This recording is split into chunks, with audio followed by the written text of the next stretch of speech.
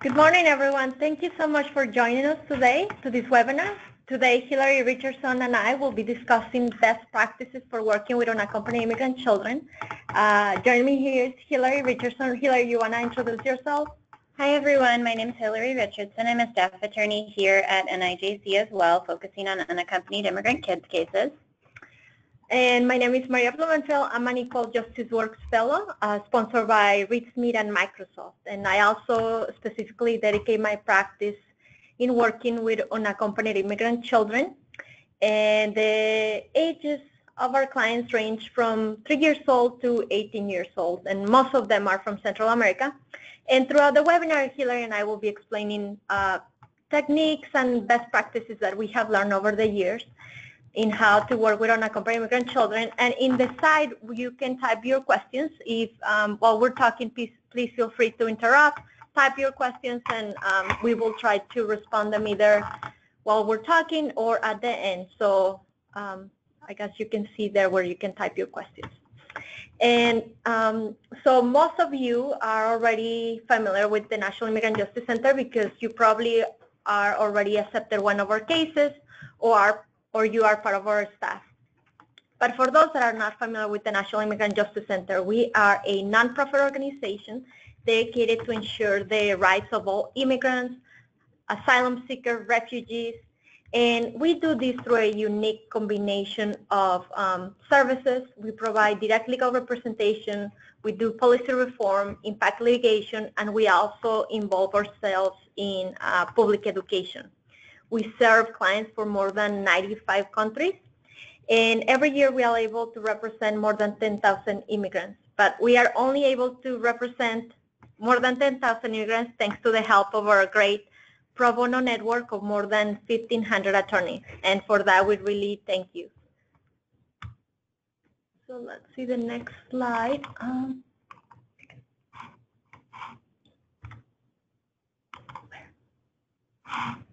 Let's see, we're having some technical difficulties. Okay, so we're going to start by describing who are unaccompanied immigrant children. Unaccompanied immigrant children are children under the age of 18 years old that enter the United States without either parent or legal guardian. And here's the legal definition of unaccompanied immigrant children. So they are present in the United States, they don't have any immigration status, have not attained the age of 18 years of age, and they don't have anyone who can immediately take their custody. These children are referred under the law as unaccompanied alien child, but we really do not like the terminology, and we prefer to give them the title of unaccompanied immigrant children. So throughout this webinar, we are going to be referring to unaccompanied immigrant children, either as unaccompanied immigrant children or UICs. And in the last year, unaccompanied immigrant children and family units have entered the United States in unprecedented numbers. And children families in Central America are fleeing to the United States in search of protection for many reasons, for gang violence, domestic violence, exploitation, trafficking, neglect, and many other dangers. So most of our clients suffer a combination of these abuses, right? Gang violence, domestic violence, neglect. So it is not, it is very typical for a child to have different claims, right? Asylum or different type of claim that is a special immigrant juvenile status that if we have time, we will touch briefly on that, but that's a relief available for children who have been abused, abandoned, and neglected. And many of our children qualify for this type of relief. Here we have included some case stories for some of our clients, and here we have Carlos. He's from Honduras. He came to the United States to escape gang violence. In Honduras, he was being recruited by a large gang called the Mara Salvatrucha. The gang wanted him to join, and Carlos knew that if he did not join, the gang could kill him. In Central America, unfortunately, gangs have a clear message for children, and the message is either you're with us or you're against us. And for those that go against the gang, the punishment is that they will be killed. And Carlos knew that he didn't have any other option but to flee Honduras or he will be killed. The next story is Jocelyn, and unfortunately, this is the case of many of my female clients. Jocelyn was being, in addition to the abuse that she suffered at home, she suffered abuse by a family member, but in addition to that, she also suffered harassment by a gang. And a gang member wanted her to become her girlfriend. In Central America, gangs usually force girls to become their girlfriend to a gang member. And when I mention girlfriend, this to a gang member means sexual slave, unfortunately. In many gang-controlled neighborhoods in Central America, young girls, they expect that they will be either raped or killed, and they know that that's part of their life, and that during the childhood they will grow up with that type of danger. So she also knew that she didn't have any other option, and she came to the United States. We also have the case of Stephanie. She's a 14-year-old girl from Guatemala. She came to the United States because her family, the people who were supposed to care for her, severely physically abused her. And she also came to the United States because no one was protecting her in home country. Unfortunately, the governments of Central America are not able to provide protections to these children, and they are forced to escape. In Central America, there is a wide systematic corruption. The governments do not have the resources to prevent or punish those that commit crimes. So children do not have any other option, and they come to the United States to seek the protections that their home countries are not able to provide for them. So most of the children that we represent here at NIJC are from Central America and Mexico, among others, but the majority of our clients are from Guatemala, El Salvador, Honduras, few from Mexico, etc. So here we have, we want to give you a little bit of a background about what happens when these unaccompanied immigrant children arrive at the U.S. border. Well, when they arrive at the U.S. border, these children usually first encounter the Customs and Border Patrol Agency. And this is the officers that are around the borders detaining people who are entering the United States undocumented. And this is the people that usually children encounter at first. These officers are in charge of doing an evaluation to see who these children are, whether or not they are unaccompanied. If they are classified, these children, as unaccompanied immigrant children, then CBP has to release the children to the Office on Refugee Resettlement. And in the Act, the Homeland Security Act of 2002 gave jurisdiction to the Office on Refugee Resettlement because they knew that they didn't have the expertise to care and protect children. So the ORR has the jurisdiction to provide care and custody of these children while they are detained. So once they are detained, immigration has to release them within 72 hours to the Office on Refugee Resettlement, and that's the ORR. While the children are detained at ORR, this agency provides them with some services. For example, they take some English classes, they get education, they have health evaluations, and many organizations such as NIJC come to these shelters to provide Know Your Rights presentations to the children and screenings. Here in Chicago, we have about 9 shelters, and NIJC attorneys and paralegals go each week to provide Know Your Rights presentations, and also some children obtain legal representation from NIJC while they are detained here in OR. So this agency of OR is also in charge of, or has the duty to find a sponsor to whom the children can be released. And the sponsor is usually a family member or a close friend. When there is no one to release these children, some of the children are or may be eligible for foster care, but in the majority of the case and for the majority of our cases, children are usually released to a sponsor. So once these children are released to a sponsor, then their immigration case begins and they are placed in removal proceedings. Some children are placed in removal proceedings even before they are released, and that's why some of our attorneys at NIJC provide representation to these children while they are detained. So removal proceedings means that the government, the Department of Homeland Security, is trying to determine whether or not these children can stay, and their job is to most likely deport these children, prove that they enter the United States without documents.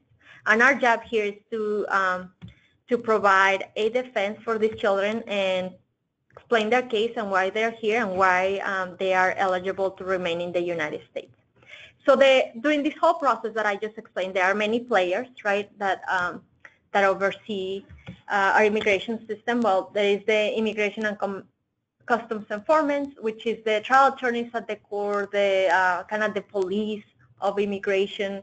We also have CBP, which is the ones that oversees ports of entry, and the ones that I just mentioned that is the first people that children usually encounter. And then we have the United States Citizen and Immigration Services, USCIS, and this agency is the agencies that provides or grants immigration benefits, such as visas, right? Visas where children are able to remain in the United States.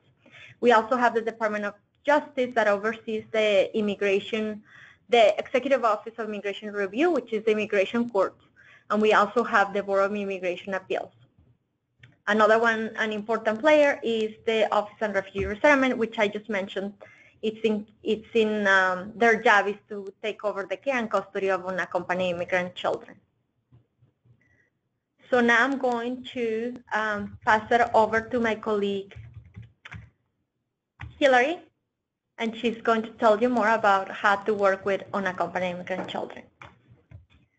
Hi everyone. So I'm going to talk a little bit about developing a relationship with your child client and what some of your duties and responsibilities will be that are unique to working with children.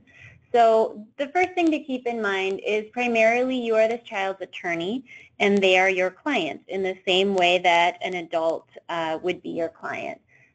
You still have all of the duties that you would have to an adult client to your child client. The first thing that we really want to point out for people who are representing a child is to really keep in mind that it is the child who is your client. It's not her parents, it's not her adult guardians, it's not the other adults in her life. As much as it may be tempting to communicate directly with the adults, it is really important both for the relationship and for your duties as an attorney to maintain that relationship really focused toward the child herself. That includes your duty of confidentiality, which we're going to talk about in a minute, and it includes your communication with the child. So what we really recommend is wherever possible in your initial interview with the child to start off kind of things in the appropriate way and setting a good tone for the relationship is to try to make sure that your initial interview is with the child and that your primary communication is with the child. So here at NIJC, we have a number of different ages of clients. They can range from babies all the way to older teenagers. So it can be tricky depending on the age of your child client to maintain this relationship and try to figure out the parameters of how your communication is going to work. But if the child is of an age where they can speak with you and they feel comfortable, speaking with the child directly is really the best way to go. Obviously, regardless of the age of the child, you may need information from family members to help develop the case. And it's really important in maintaining sort of a child-centered practice to ask the child first, is it okay to speak about these things with your family members? And especially if you're planning on sharing information that the child has told you with those family members. At any point, you can get information from anywhere else, but sharing that information is subject to your duties of confidentiality as an attorney. So just briefly, we're going to go over the duty of confidentiality specifically. This up here is Rule 1.6. This is from the model rule, but this piece of the rule on confidentiality is the same from the ABA model rule and the Indiana and the Illinois rules of ethics for attorneys. So the duty of confidentiality says a lawyer shall not reveal information relating to the representation of a client unless the client gives informed consent, unless the disclosure is impliedly authorized in order to carry out the representation, or the disclosure is permitted by paragraph B. I haven't included paragraph B here, which has a list of various exceptions to this duty of confidentiality. As you may remember from law school, some of them have to do with the lawyer's duty to, or the lawyer's ability to defend themselves, to speak with an ethics board about the type of case, to make decisions about their ethical duties. The main one here, which you'll see in small letters at the bottom, and which we'll talk about again, is the duty to prevent harm. And I bring this up not to scare you. Most of our cases do not involve anything like imminent death or bodily harm, but that might be the one that comes up the most for you in the context of representing a child, because I think many of us have instincts that are to protect the child and to look out for their best interests, and it's important to remember that that is separate from your duty to your client as an attorney. So just quickly pointing out at the bottom, here's one where the ABA model rule, the Illinois, and the Indiana rules differ. We're going to go into this ability to reveal information and break confidentiality to prevent this death or imminent bodily harm. The ABA model rule and the Indiana rule say a lawyer may reveal information to do this. The Illinois rule says a lawyer must reveal information if this is a factor. So again, one of the limits on the duty of confidentiality is a lawyer can reveal information to prevent reasonably certain death or substantial bodily harm. Usually we think about this in the context of like a criminal case, right, where the individual that you're representing has indicated to you that they have a plan to hurt themselves or others. Where this might come up for our clients is many of our clients have claims, as Maria mentioned at the beginning, based on past harm, which includes child abuse, which can include abuse from family members and abuse that may be ongoing. Usually by the time that we speak with the children here, they are in a much safer place than they were in their home countries. But as we're going to go into a little bit later when we talk about family dynamics, the children are still sometimes in precarious positions. They're living in situations of poverty. They're living perhaps with family members they don't know so well from whom they've been separated. And occasionally we find that there are situations of intrafamilial violence or other risk factors that put the children at risk and make them vulnerable. So the important thing to do if you think that that may be a factor in your client's case is to first listen to the child, get as much information as possible, and then really assess your role in intervening or not and your duties as an attorney specifically. So here's another place where attorney roles differ. In Indiana, attorneys are considered mandatory reporters. So if you're not familiar, a mandatory reporter usually includes people like teachers, hospital staff, social workers. If they find out about a credible threat or something involving child abuse, they're required to report it to their state child protection authorities. In Indiana, attorneys are also required to report this when they find out about currently child abuse that's currently going on. This is something to think about very carefully because you still have your duty of confidentiality as an attorney that you also need to consider. So that's something that you will need to balance with your duty to protect the client under the law in Indiana. In Illinois, we are not a mandatory reporter state, and so obviously we are still going to think about our duties in the context of our desire to protect our clients, but we are not required to make DCFS hotline calls in Illinois, nor do we pretty much ever do so in the context of our representation. If you are working on a case through NIJC, a pro bono case, it's really important, unless it is a life-threatening emergency, at which point you need to use your best judgment, always check in with NIJC first if you suspect that your client is in an unsafe situation. These are cases where we're familiar with the history of the client. We're also familiar with the way that the various child protection system work in our state. And so we'll be able to kind of talk you through a strategy as well about dealing with whatever the situation may be with your client. And just to add, like in Indiana, I am licensed in Indiana, so you also want to do your homework, right? I think that, like Hillary mentions, calling the police or the Department of Children, it should be the last resort, and when you know 100% that a child has been abused. In Indiana, if the Department of Children is already involved, you don't have to call them because they already are aware of the abuse. So do your homework, because like Hillary is going to mention now, this can really affect your case or the family dynamic.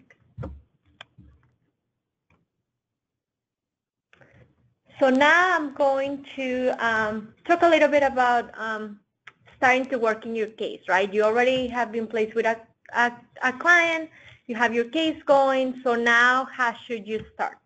Well, we highly advise that before you have a meeting with the child, you review the NIJC notes that we have provided to you, familiarize yourself with the relevant country conditions. For example, if the child is from El Salvador and the Mara Salvatrucha is the one who has been threatening him, I will highly recommend that you learn a little bit about who La Mara Salvatrucha is, what are their tactics, why is it that, or why can be that your client was harassed by this gang. So make sure you do a little bit of homework. Make sure that you know the name of your client before you meet him, his age, right? It's very important that you know a little bit of background so that during the first meeting, you have something to talk about. For example, if the child is around the age of 7, so how's first grade going, or how's, depending on the age, things that they may like to do at that age. So make sure that you, if possible, learn how to pronounce your client's name. I think that this really tells your client that you know who that person is, that you know their name and their age, and that you are interested in their story. So for the first meeting, right? For the first meeting, the first time that you're going to meet your client, I highly recommend that you do it in a friendly setting for our children. If possible, avoid sitting behind a desk. When my children come, if there is a round table, we usually sit around the round table or at a couch. Kind of try to make them feel comfortable. Create, right, when they come into the, like Hillary mentioned, when they come into the room, make sure that before you meet with family members, you can meet with the family members, but it's only to explain, like, I'm going to be meeting with your child, and this is how long the meeting is going to last, and that the child understands that once you take him back to your office, he's going to be safe.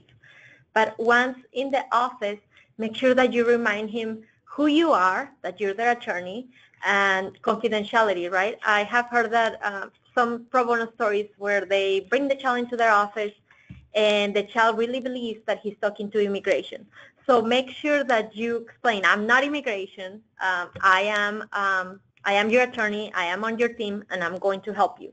The example that we usually use for our clients here in IJC, we describe our roles as a game of soccer. So right, in soccer we have 2 teams, and we usually describe, like, the child and the attorney is one team, and the other team is ICE, or the government attorney who's trying to deport the child, and the referee is the judge, right? So at the end, the judge is the one who's going to determine whether or not that person can stay or who won the game, right?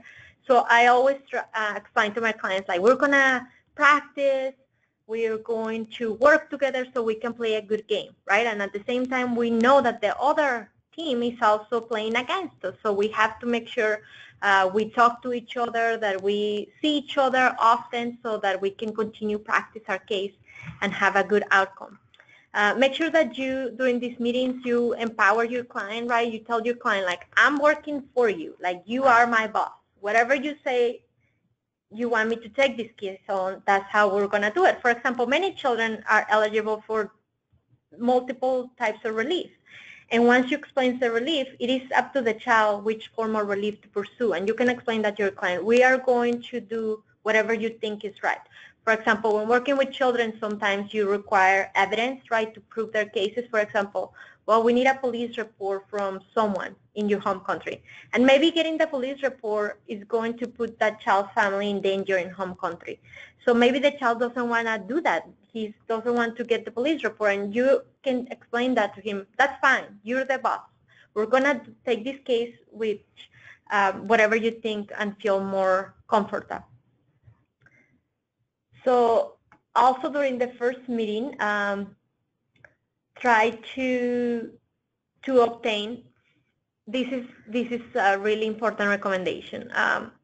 During that first meeting, make sure you obtain a second way of communicating with your client.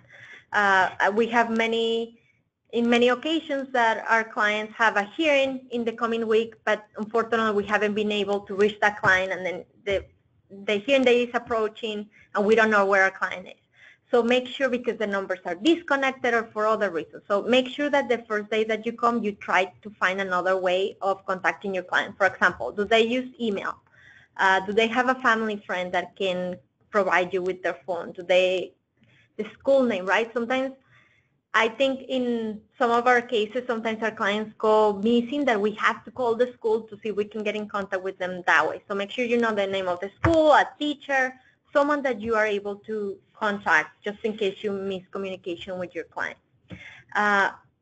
Do not discuss anything confidential with the child over the phone. Avoid meetings over the phone. Something that happens often is that once you have your first meeting and are starting working on the case, you sometimes seems easy to do a meeting over the phone, or you miss some facts in your affidavit or something that you need to call back the child to confirm or to change something. Make sure that you don't say anything confidential over the phone. In most cases, children don't have control over those conversations over the telephone.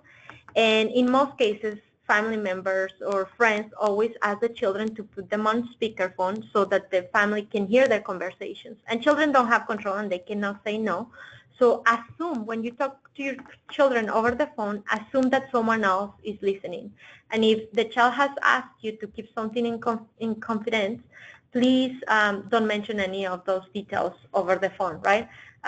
It's better to bring your clients to your office, have meetings in person, and that's our best advice when working for children anyway. So now we're going to talk a little bit about affidavit preparation. How can I tell the story of my client? Well, before you start your affidavit, have a roadmap. What is that you want to explain with this affidavit? Explain to your client why you need an affidavit, why you have to meet so often, and why are you asking him so many questions, right? Or asking her so many questions. That affidavit of your client is going to be the most important evidence in your client's case. So make sure you dedicate enough time to the preparation of this affidavit, and also make sure that you use your client's voice, right? Don't use any complicated words that the child will never use. So if the child tells you, for example, I was running and the gang came and took my backpack, right? Make sure you write that and not something that sounds more legalese just to make your affidavit more strong. No, use the client of your voice. Make sure that the affidavit goes in chronological order. Provide some background about the child. Kind of paint a picture of who the child is, where he lived before he came to the United States, when he said that the gang threatened him in his way to school. Kind of paint a picture of how was that way to school, right? Was the school like 1 block from the house, or did he have to walk an hour to get to school? How come was that they threatened you and nobody saw that? Why, right? Was it in a rural scenario? So kind of paint a picture of what the scenario looks like in your child's claims. Also, right, once you put a picture of who your client is, then start explaining the claims, but again, using the voice of your client, and of course in first person. Just know that an affidavit is not going to get done in one meeting. This is going to require multiple meetings, and know that your client's story will change, will constantly change. And this happens to Hillary and I all the time, that the affidavits, or when we are almost ready to submit all our documents to the immigration court, to the asylum office, or to other agency, clients tell us something that they haven't told us during the whole time that we have been working together. And that's fine, and that's normal. You're working with children, so expect that your story will change, and also expect inconsistencies. These are children, and please, please, please do not assume that your client is lying, right? There can be many reasons why the story is changing. Maybe it took him that long to build rapport with you, to trust you, and to tell you why he said that in the past and now why he's telling you something different. So please listen to the child and don't assume that that person is lying.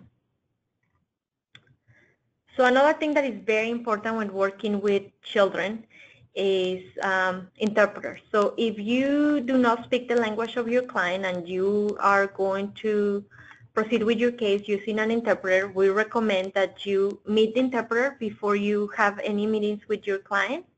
Make sure that this person is going to be able to be the voice of a child, right? Make sure this person is able to convey a story in a similar way that a child will. Or in other words, do you have good chemistry with this interpreter? Do you think that child will have good chemistry with that interpreter? Do you think that child will trust that interpreter to tell the story as if it was you, right?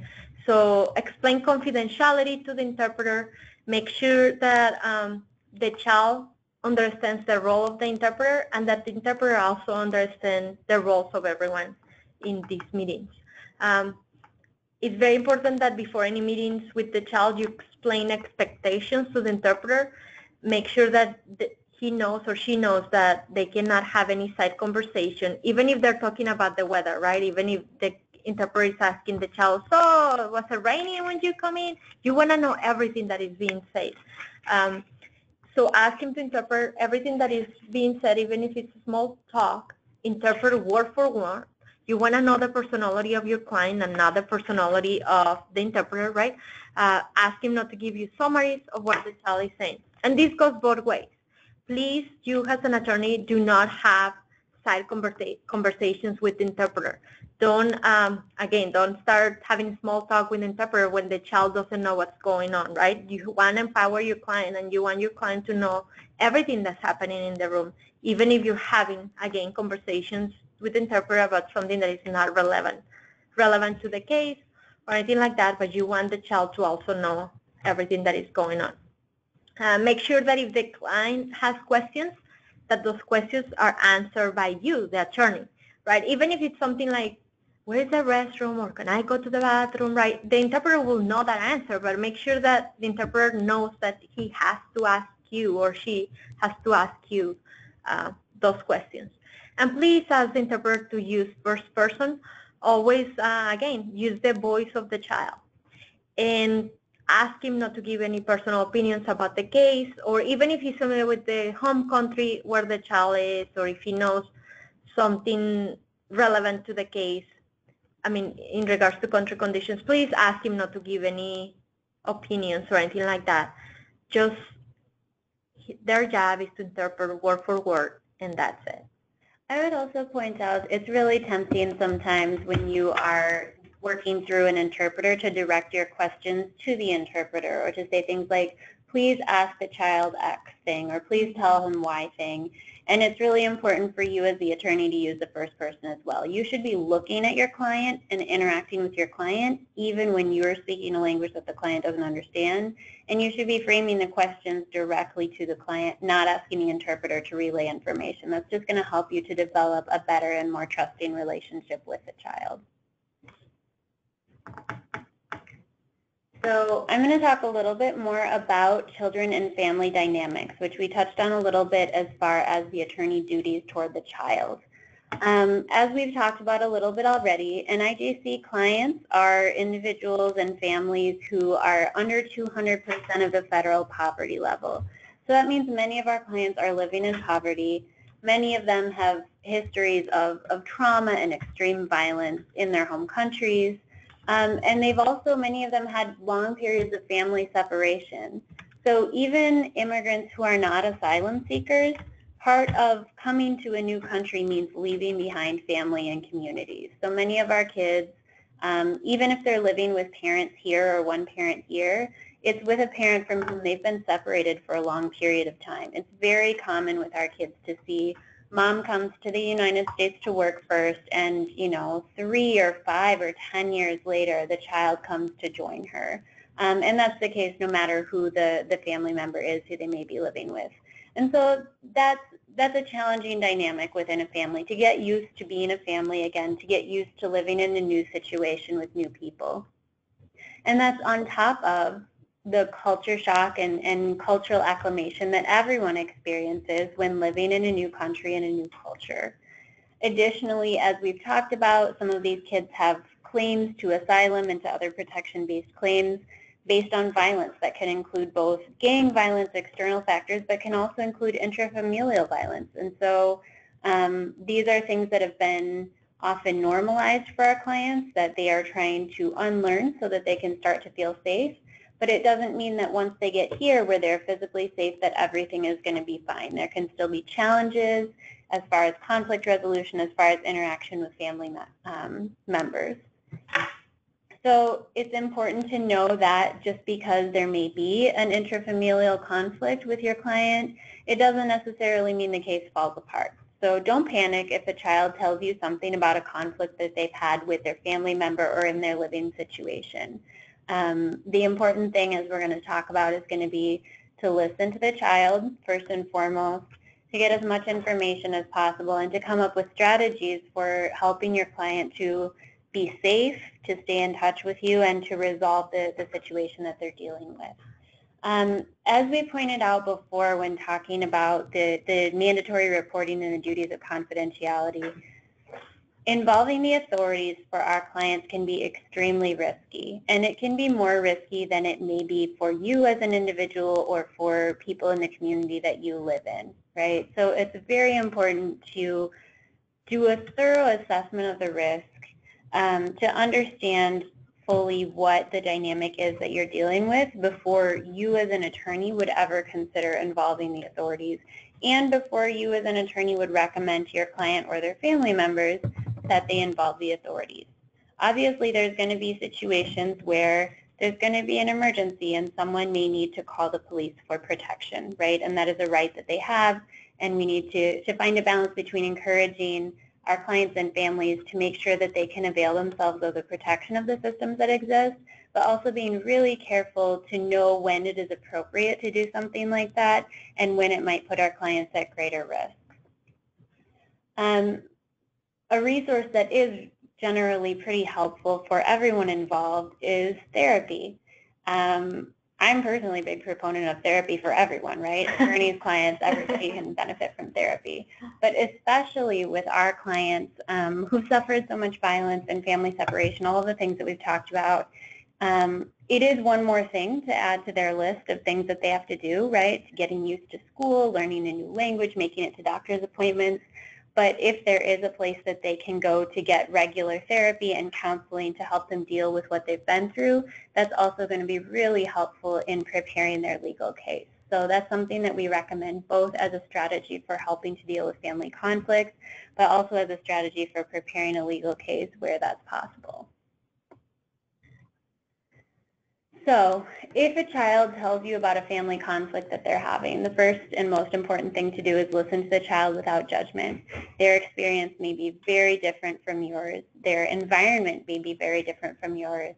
And so making sure that you are really trying to understand and empathize with where that child is coming from, as opposed to thinking about what you would do in a similar situation, is really important. Obviously, first and foremost, you want to make sure that the child is safe when and where they are right now. That's another one where that's going to be a judgment call on your part, but making sure that the child feels safe and is able to do what they need to do in the moment. You will probably need to get more information from other parties if the child's telling you about a family conflict, but you need to ask the child's permission to do that. This also falls under confidentiality. The child may not want you to reveal information to other family members, may be afraid that someone else may be angry at them for revealing this to their attorney. So that's something that you need to work out with your client before you go up and start making other phone calls to try to find out the full picture of what's going on. This is another situation where you should probably let NIJC know if this is an NIJC case. We've seen these cases before. We're frequently familiar with the family history, and we can provide some advice and strategies on how to deal with interfamilial conflicts and how they may or may not affect the legal case. And then finally, as always, anytime you work with a child, you want to work with them on a plan for getting their needs met and for staying in touch with you. So let's say we have a child who is living with an older sibling and got into a fight with that sibling and decided to move and is now living with an aunt instead. That can be challenging for the child. It can be challenging for everyone involved. It doesn't necessarily sink their legal case, but it does mean you need to get some new information. How are you going to contact that child? Are they going to stay at the same school? Do they have a new phone number? Is the aunt someone that they trust for you to be as a point of contact for the aunt to be a point of contact for you as well? So those are all things that you want to check in with the child about before you let them go if they call you or come in to tell you about something like this.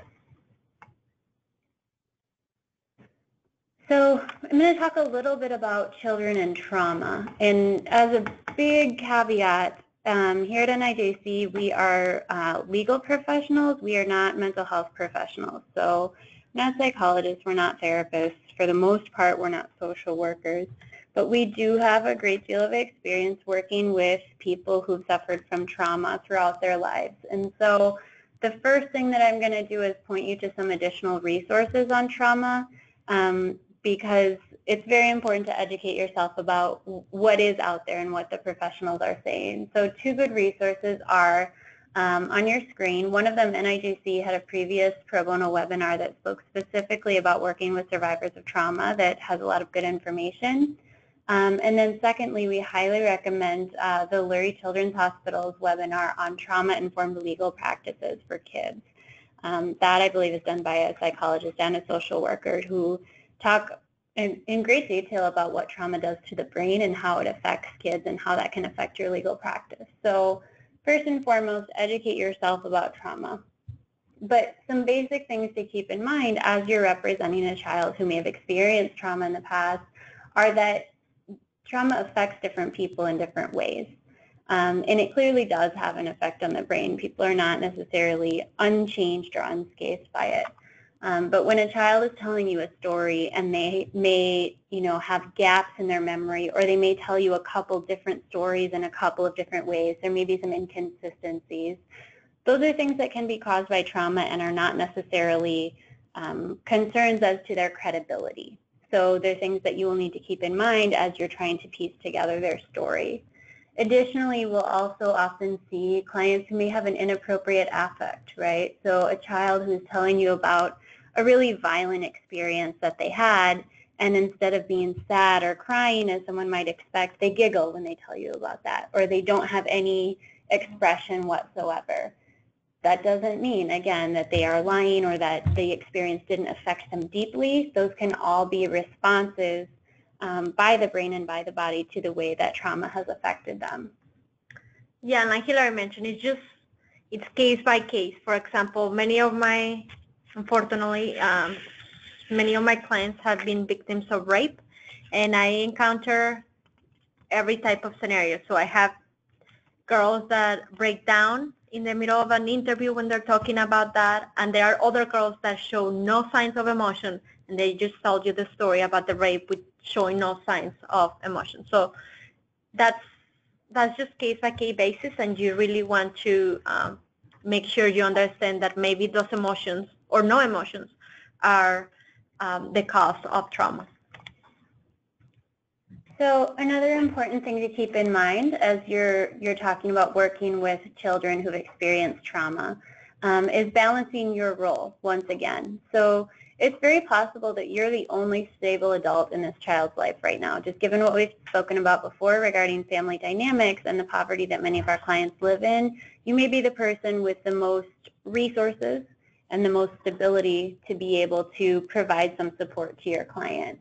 However, it's also important to balance that with the boundaries of your duties as an attorney, right? So again, we're remembering we are not mental health professionals. You can't be your child's therapist or psychologist or their best friend or their foster parent.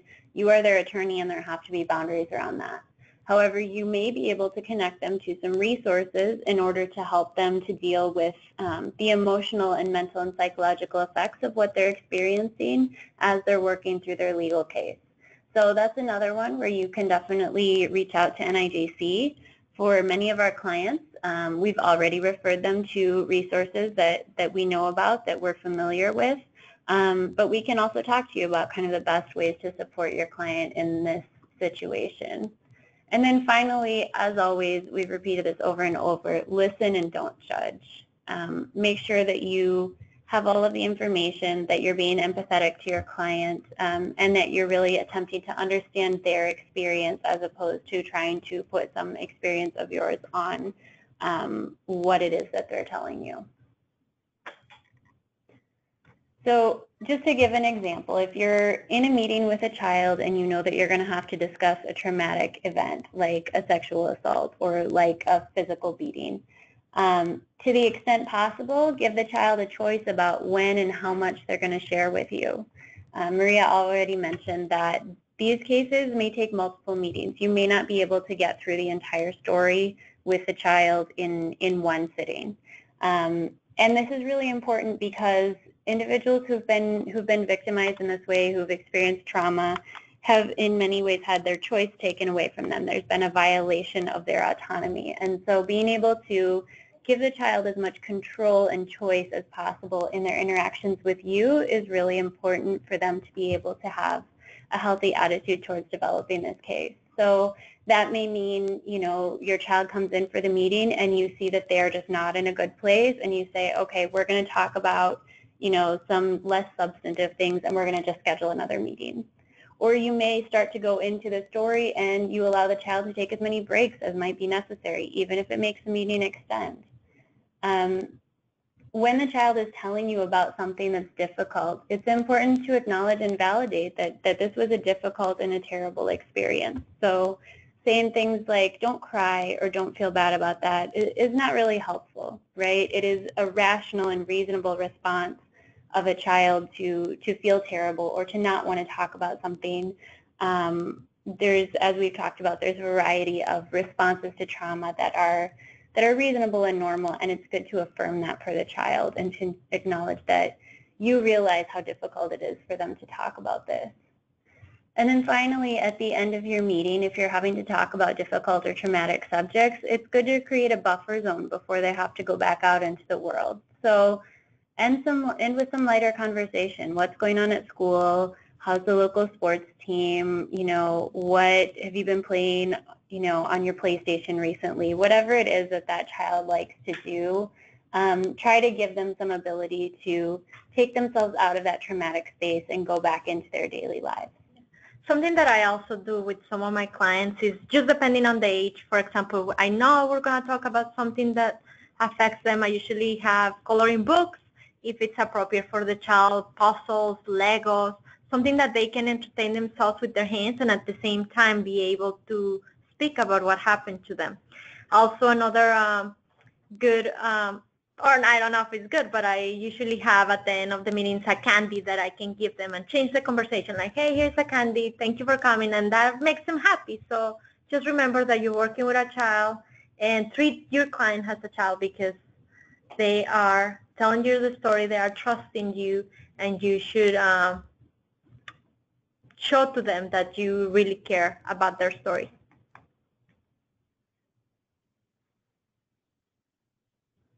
So we just want to end on this note about self-care. So working with kids and with survivors of trauma can be really challenging. There are a lot of stories of pretty horrific violence that we hear from our clients. There's a lot of hard work that we have to put into creating a space where the client feels comfortable talking to us. And that can cause vicarious trauma, right? Vicarious trauma is a real thing. When you've over and over heard stories from someone else about a really difficult or violent or abusive situation, that can affect you as well. And it can affect you in negative ways. It can cause you to lose patience. It can cause you to become jaded, right? There's ways that this affects not only you as an individual, but it affects you as an advocate because it starts to affect the way that you see the case. So this self-care wheel over here is a helpful tool to think about vicarious trauma, and the website is on the bottom if you want to look at it on your own later. But it's important to recognize and care for yourself, whether that's finding someone else to sort of listen to you about your reactions, obviously within the confines of confidentiality, to hearing these stories, whether it's physical activity, whether it's activities that you enjoy. But that is really important, both for you as an individual and to make sure that you're able to provide the best advocacy possible for your client. So we have 10 minutes left. We want to see if anyone has any questions. And if not, we briefly going to touch on different types of relief that these children are eligible for. And I guess end with that. So we can go over the immigration relief. So some common forms of immigration relief available for children are the special immigrant juvenile status, asylum, T visa, a U visa, among others. So special immigrant juvenile status is a form of immigration relief that's available to children, whether they're unaccompanied immigrant children or not, who've been subjected to abuse or neglect or abandonment by one or both of their parents. The status itself leads to eventual permanent residency, so the child can get a green card and be on a path to citizenship if they win that type of case. So very briefly, the basic requirements for special immigrant juvenile status, or SIJS, are that the child has to be under 21 and unmarried, they have to be present in the United States, and they have to be subject to an order from a state juvenile court. So state juvenile court has to have declared the child dependent or placed them under the custody of a state agency, department, or individual. The juvenile court has to have made a determination or a finding that the child's reunification with one or both parents is not viable due to that abuse or abandonment or neglect or potential other similar basis under state law. And then finally, the juvenile court has to determine that it would not be in the child's best interest to return to their home country. So there we go. Some children are also eligible for asylum, and asylum can be given to a child that is able to establish past persecution or a well-founded fear of future persecution in their home country on account of the child's race, religion, nationality, political opinion, or membership in a particular social group. And we are going to have in the future a webinar that is going to talk specifically about asylum. So we highly recommend that you continue to check our calendar so that you can, if you or have an asylum case, you make sure that you tune in into this webinar. And for all of these forms of relief, really, we're just briefly touching on them. But if there are any that you're interested in specifically, there's a lot of resources about all of them on our website for you to explore. Yeah, and just going back to asylum, so the most common asylum claims for unaccompanied immigrant children are based on child abuse, right? If you remember the cake sample that we talked about, Stephanie, at the beginning, that was on a child abuse asylum case, gender violence, gang recruitment, and more. So here's some information. I think it's going to be August 11, 2017, so make sure you tune in for that. So other forms of relief, just very briefly, that our children may be eligible for include U visas. And those are for individuals who've been victims of crimes here in the United States and who've cooperated with law enforcement in investigating or prosecuting those crimes. I believe there is another webinar, either past or future, that will talk a little bit about U visas. But this is typically for individuals who spent a little bit more time here because the crime has to have occurred in the U.S. Where we typically see this for unaccompanied immigrant children is if perhaps their parent has been a victim of a crime here in the U.S., the child can be a derivative on that application. But we do occasionally see, unfortunately, kids who've been victims of crimes as well. And then finally, there's a T visa, which is for victims of a severe form of trafficking in persons. The most common forms are labor trafficking and sex trafficking, who then have to show that they are present in the United States on account of that trafficking. If you have a pro bono case with NIJC, NIJC will have done the complete screen for all of these different types of relief. So you would be aware that your child is eligible for X or Y type of relief ahead of time. So thank you so much for listening to this webinar. Make sure that you sign up for our upcoming webinar on July 14, 2017. And the webinar is going to be about working with survivors of domestic and gender violence. So make sure if you are interested in that, you also sign up for that. And you can find that information in our website. If you have any questions about anything that we discussed today, you can call us or send us an email. Our information is here. And if you don't have any questions, we're going to probably wait about 2 more minutes for questions. But other than that, well, thank you so much for listening. And you want to say something else? No, we appreciate it. Thank you.